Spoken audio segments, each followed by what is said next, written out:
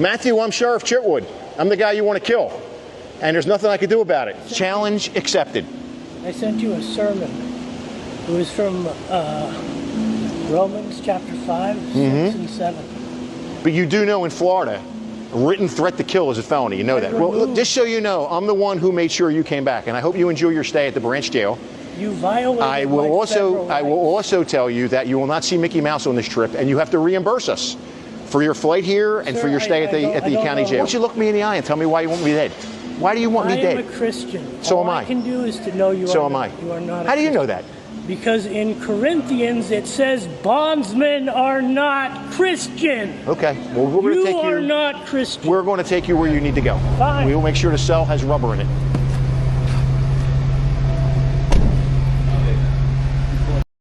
Well, hello, everyone out there in YouTube land. How are all of you doing on this fine day? I thought I would do another video to expose another frauditor who was masquerading as a citizen journalist, all the while he was committing crimes behind the scene, and he's now serving 15 years in prison out there in Oklahoma. Do you all remember a channel called the Jason Dollarhide channel? This is going to be a blast from the past. You know, it was a channel that he ended up deleting all of the videos off of in December 2023 as he was facing some very, very serious charges. Actually, he had it's like he went on a wilding and just got like 15 charges. But anyways, you know, Jason thought it would be a good idea to hit a policeman with his car. So now he's facing the very serious consequences of his actions, and old Delete Laws wasn't able to save him. When I was doing my research, I saw that Delete Laws was trying to file lawsuits for him, and Delete Laws was trying to raise money for him, and you know, it just didn't work out. And, you know, the law came a-calling, and he had to answer. So, let's see. Jason he's the very definition of a career criminal and a drug abuser. We're going to look and see. And his first adult arrest that I can find came in January of 2000 when he was just 19 years old. If he has any juvenile crimes, I was not able to find those. Anyways, since then, he has accrued 25 arrests with 51 charges. Yes, folks, 51 charges. Plus, he has 5 civil cases against him and 8 orders of protection against him from females. So, yes, folks, Jason is the ideal model citizen that you want as an activist fighting for your First Amendment rights. Only if you're crazy do you think like that. Now, the only people who support this guy are fellow criminals and his lens lickers. I wonder if those frauditard friends of his and those lens lickers are taking care of him and his family while he's in prison. I highly doubt it, but you never know, folks. So let's sit back, relax, as we're about to board the crazy train of frauditing. All right, ladies and gentlemen, this is going to be long. We've got 51 charges to talk about and all the court cases that go along with them. So Jason Randall, I don't know what last name we'll give him. We'll call him and a ha, I guess. So his first crime, adult crime that I can find, was in Rogers County, Oklahoma, back on January 3rd of 2000. He's arrested for DUI, drugs and alcohol, possession of marijuana, and possession of paraphernalia. He was found guilty. His sentences were deferred for 9 months. He was given an unknown amount of unsupervised probation, and he was given $220 in fine and fees. And we just go ahead 4 months, and on April 18th, 2000, malicious mischief charge from Cleveland County, Oklahoma, and the DA dismissed that charge. On June 22nd, 2001, he picks up 4 charges: DUI, drugs, driving under suspension, possession of marijuana, and possession of paraphernalia out of Okmulgee County, Oklahoma. I know if I said that wrong, somebody's going to correct me, and I wish you would, then I'll know the correct way to say that. Anyways, he was found guilty on count 1 and 3, DUI, drugs, and possession of marijuana. He was given a 6-month suspended sentence for each of those, and a $1,564 fine and fee on all 4 charges. On April 8th, 2003, there was a warrant issued for him for failure to pay. And on June 13th, 2005, 2 years later, that warrant was recalled when he was picked up. He paid $1,225 bond, and that bond was set to the fine. And now we're going to go ahead to, September 7th, 2001. He's picked up for DUI drugs. Do you see a pattern here, folks? I've seen one. He's got possession of drug paraphernalia, and he's got driving under suspension, all out of Cleveland County, Oklahoma. Let's see, count 1, he was found guilty. He was given a sentence, was deferred for 1 year.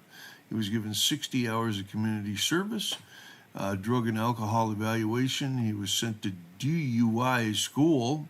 He was given a $534 fine for that charge. Count 2, he was found guilty. He was sentenced to 1 year, his sentence was deferred for 1 year, and he was given a $319 fine on that one. And on count 3, he was found guilty, and he was given a $236 fine and fees.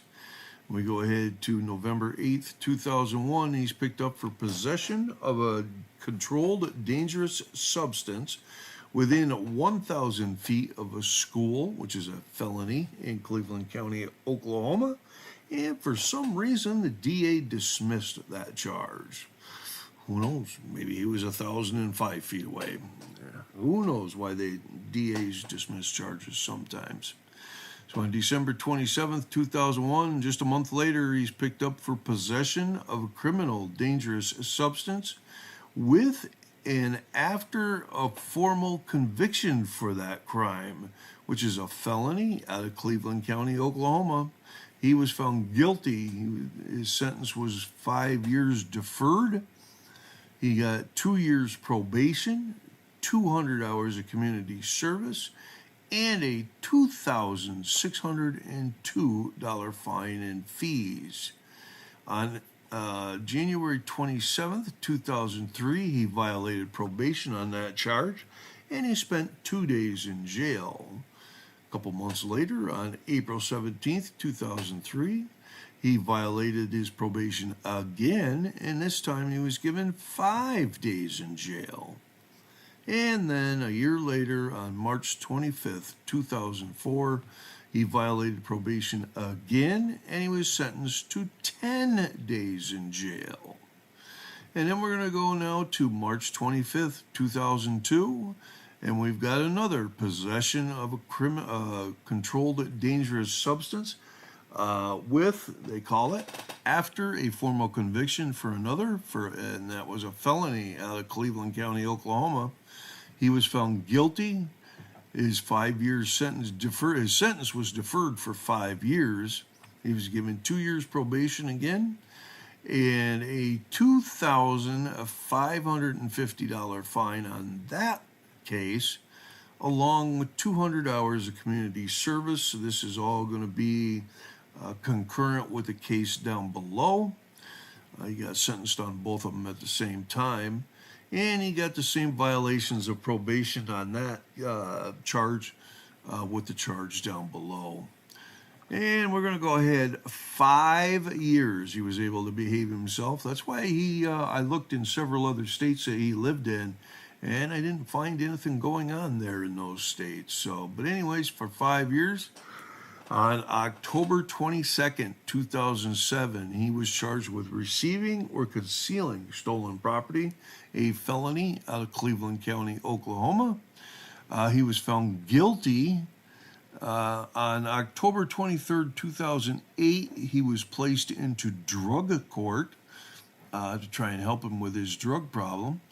On looks like September 23rd, 2010, about 3 years later, he was given a violation, which ended up with him going to jail for 40 days. On October 8th, 2010, while he was in jail, they failed him out of drug court because he wasn't doing very well. And on November 29th, 2010, he was sentenced to 5 years in the Oklahoma Department of Corrections with a $556 fine and fees. And that was going to run concurrent with a case up above 08657. In the meantime, on February 22nd, 2008, he picked up a grand larceny from a person charge, which was a felony out of Cleveland County, and the DA dismissed that charge for some reason.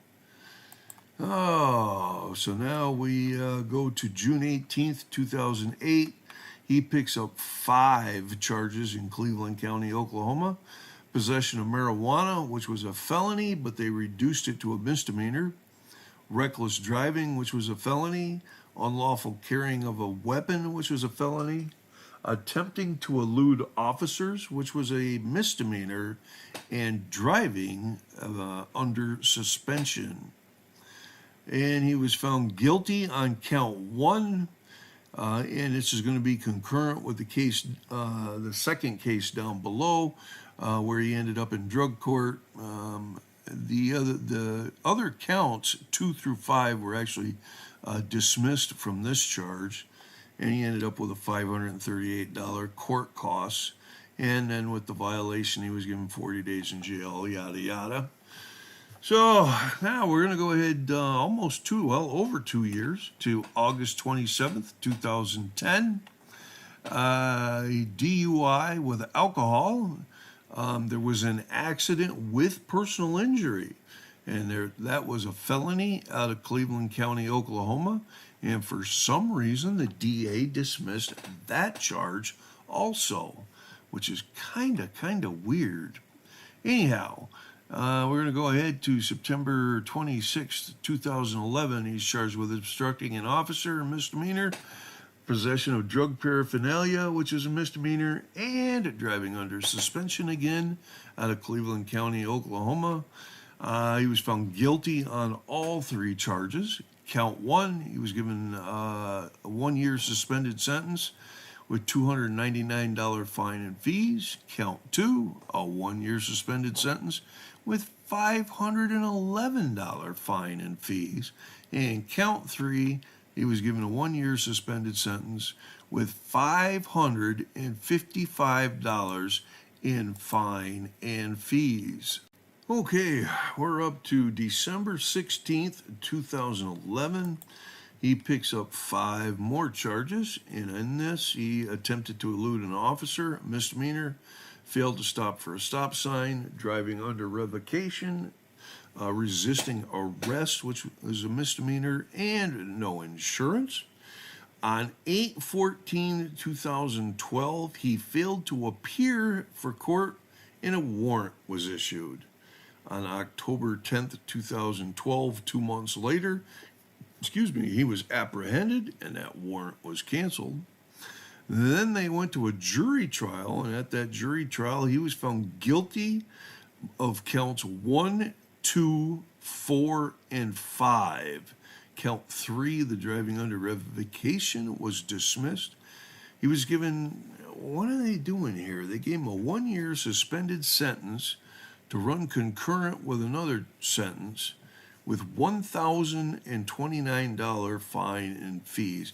You just had a guy get out of prison from the other charges, and now they're going to play pussyfoot with him? And I'm not understanding that.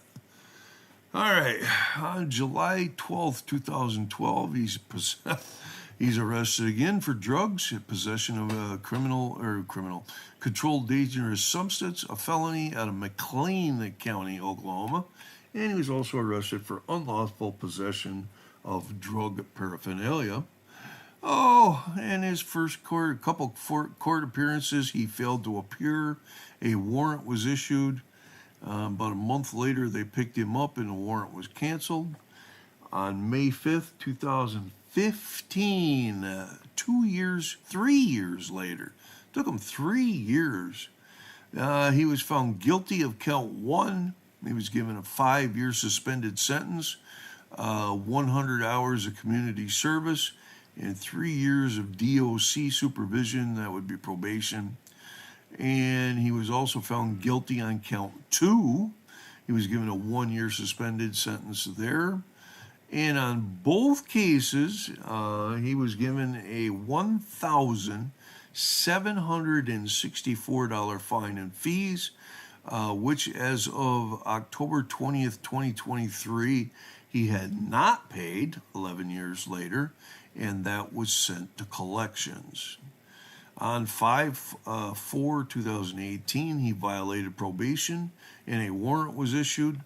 On 5/9/18, just 5 days later, he was apprehended. The warrant was canceled.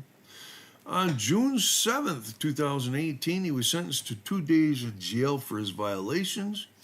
And on January 18th, 2023, says a bench warrant for delinquency notice, and then it says canceled on February 8th, 2023, but it does not give any more information on what it might be. Whew. All right, we're going to go ahead 3 years now to April 14th, 2015. Picks up 5 more charges, this time out of Pittsburgh County, Oklahoma. We've got possession of a controlled dangerous substance, methamphetamine, which was a felony. We've got possession of a controlled dangerous substance, marijuana, which was a misdemeanor. We've got possession of a controlled dangerous substance, and I'm going to butcher this, I can tell you, alprazolam. Anyways, that was a felony. We've got obstructing an officer, a misdemeanor, and carrying an unlawful weapon, which was a felony. He pled no contest to count 3, the possession of alprazolam, and the rest of the counts were all dismissed. He was given 2 years probation and a whopping $1,791 fine. I'm already seeing a pattern here where he's getting fined majorly. It looks like some of them he pays and some of them he doesn't. But just think how much richer this guy would be if he had all that cash in his pocket instead of having to give it to the state. All right, so December 30th, 2015, he's picked up for disturbing the peace, threatening an act of violence, which was a misdemeanor out of Cleveland County. He was found guilty and given a $331 fine and fees. We're going to go ahead almost a couple years, and on October 16th, 2017, he picks up a possession of a controlled dangerous substance out of Harper County, Oklahoma, and he was also got unlawful possession of a drug paraphernalia, which was also out of Harper County. He was found guilty, given 3 days in jail, which was for time served, and an $887 fine. They canceled all of the fees, I guess, with that case. Go ahead, a year and a half, and on, February 25th, 2019, he's charged with violating a protection order, which was a misdemeanor out of Cleveland County. And I've underlined this because he was finally, 6 years later, 6 years, folks, on March 5th, 2025, he was convicted at a jury trial. 6 years later. He ended up getting 180 days in jail, which I believe is going to be time served, and a $349 fine and fees. Now, the next case he got was also took a long time. On October 18th, 2019, he's charged with domestic abuse, assault, and battery, which was a misdemeanor. But April 4th, 2005, that's 4.5 years, folks, that it took to get that taken. 5.5 years, I'm sorry. 5.5 years to get that case taken care of. And they ended up dismissing it because the victim failed to cooperate. His wife, Heather, failed to cooperate with them, with those charges for some reason. So now we're going to go ahead to May 18th, 2021. He's charged with assault and battery with a deadly weapon, which was a felony out of Cleveland County. This one took 3 years. On May 15th, 2024, he's found guilty. He's sentenced to his current time in prison. He was sentenced to 15 years in the Oklahoma Department of Corrections with a $1,070 fine. Now we go ahead to August 20th, 2021. He's charged with assault and battery on a police officer and obstructing an officer. His actual next court date for that case is 4 years after it started, and that'll be on September 3rd, 2025. So that's coming up here in about 3 months. Oh, all right. On November 4th, 2021, he's charged again with assault and battery, misdemeanor, out of Cleveland County, and threats to perform an act of violence, a misdemeanor. Look at this. March 5th, 2025. So 4.5 years later, he's finally found guilty. He's given 90 days in jail and $623 fine and fees.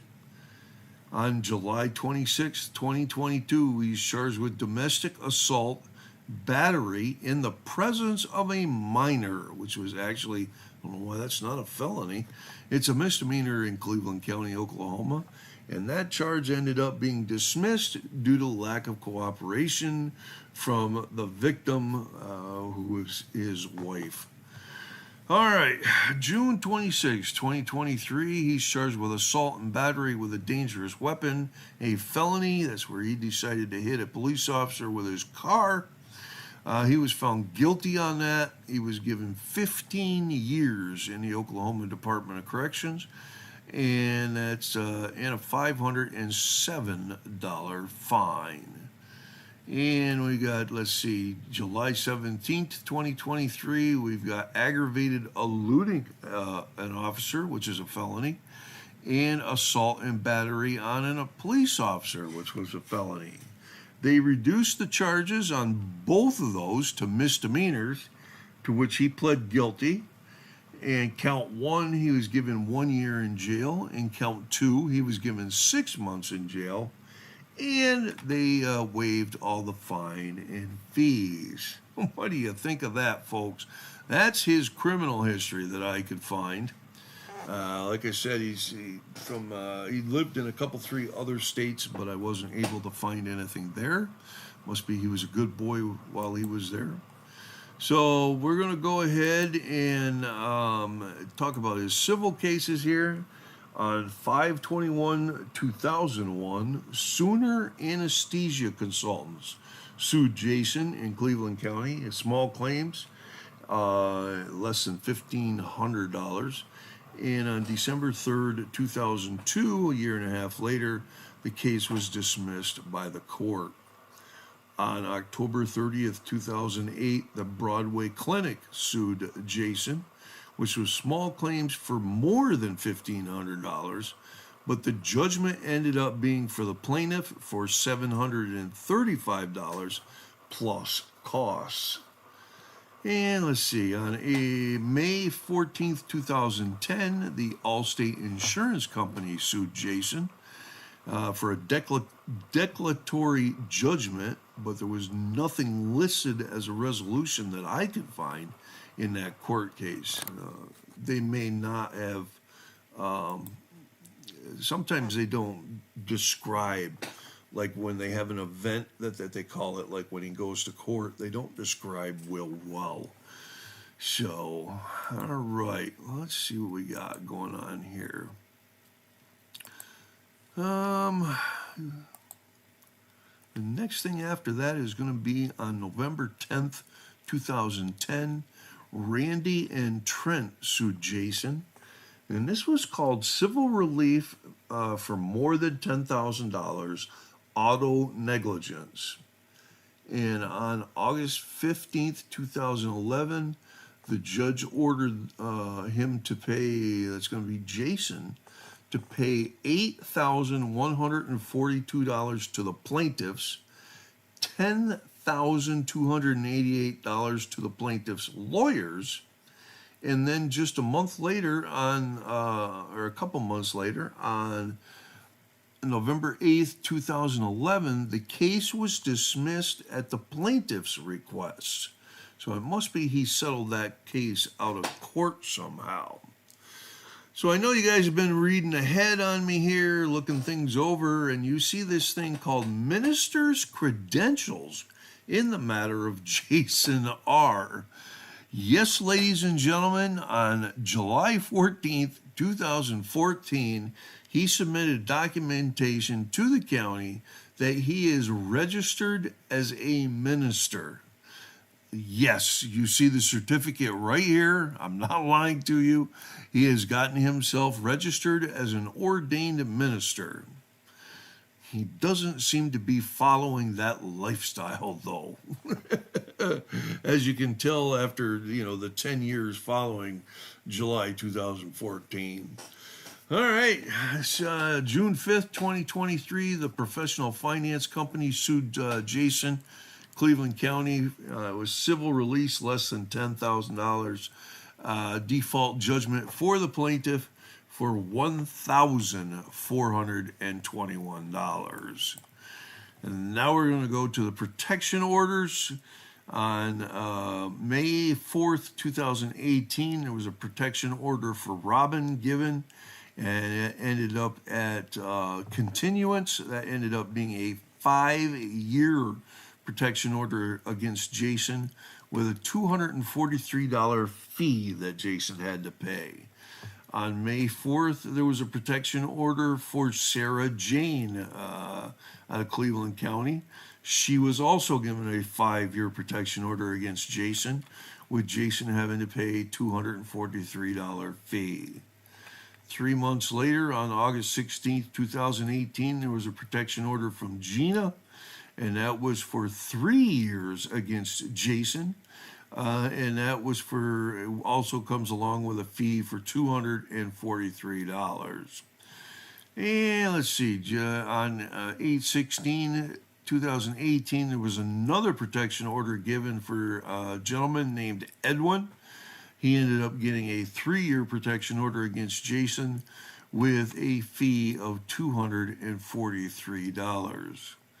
And on the same day, 8/16/2018, a gentleman by the name of Dustin Kyle Himenaha tried to get an order of protection from Jason, and the court denied that one for some reason.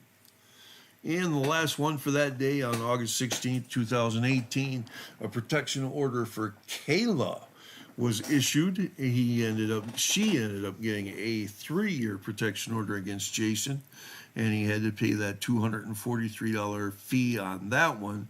But a protection order for minor children with Kayla was denied.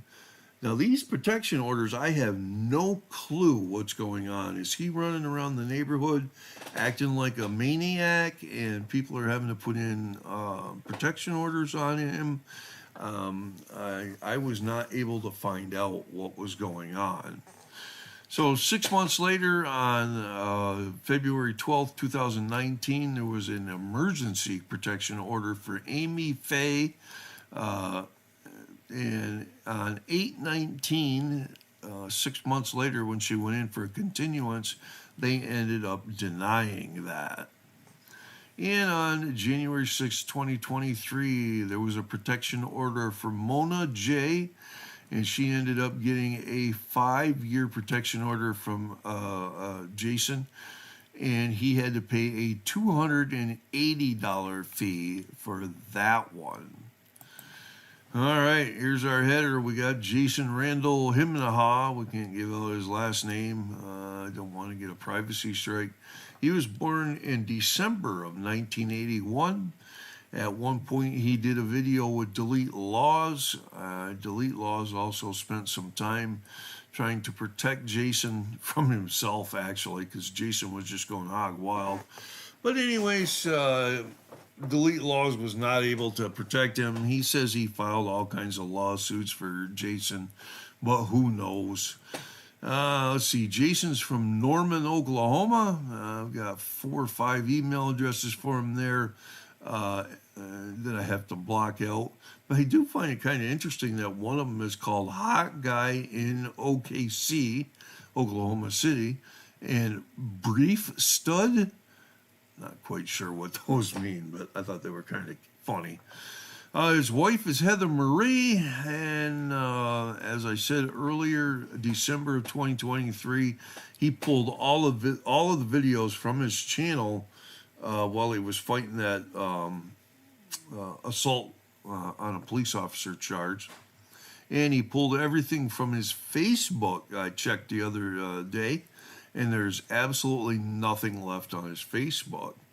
I was able to find he was part of a business called Essential AF LLC, which the company was listed to his home address, but the business license was canceled in November 2024.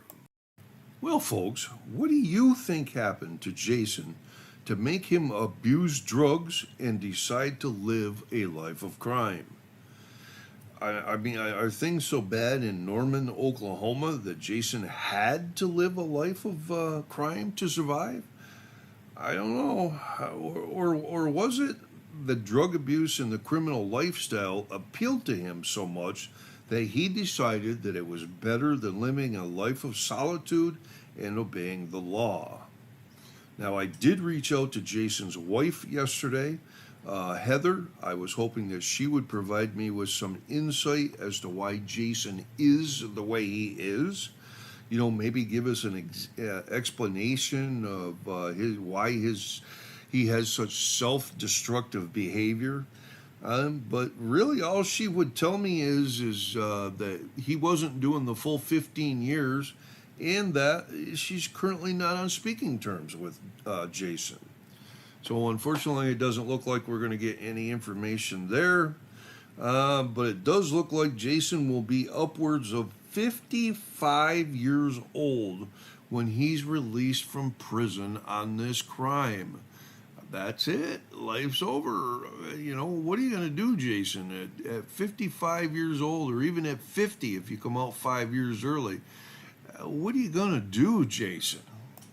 And that's all I have for you on Jason, ladies and gentlemen. I looked into 2 or 3 other states that he had lived in, and I couldn't find any more criminal charges or convictions against him.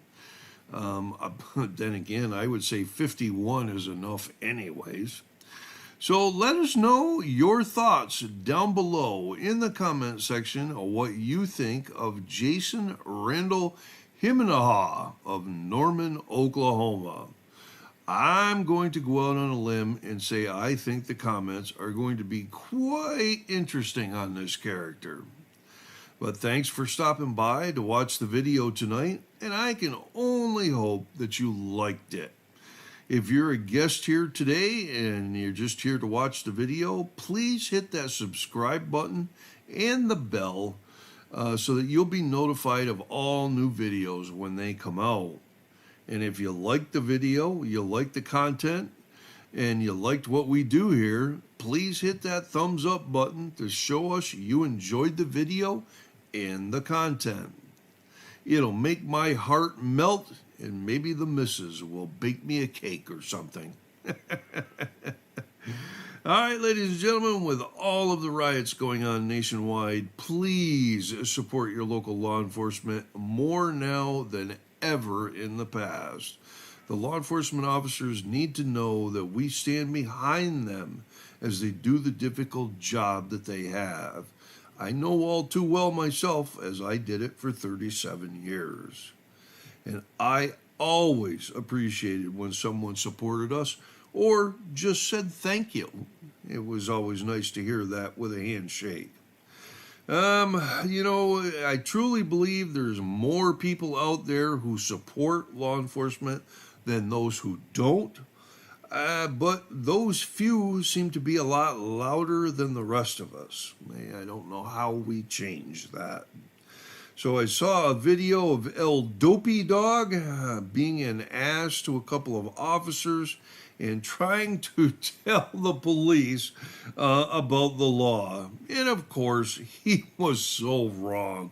So I think I'm going to do a deep dive into El Dopey Dog and see what's in his past. And maybe that will be the next video. So until next time, folks, y'all please take care out there now.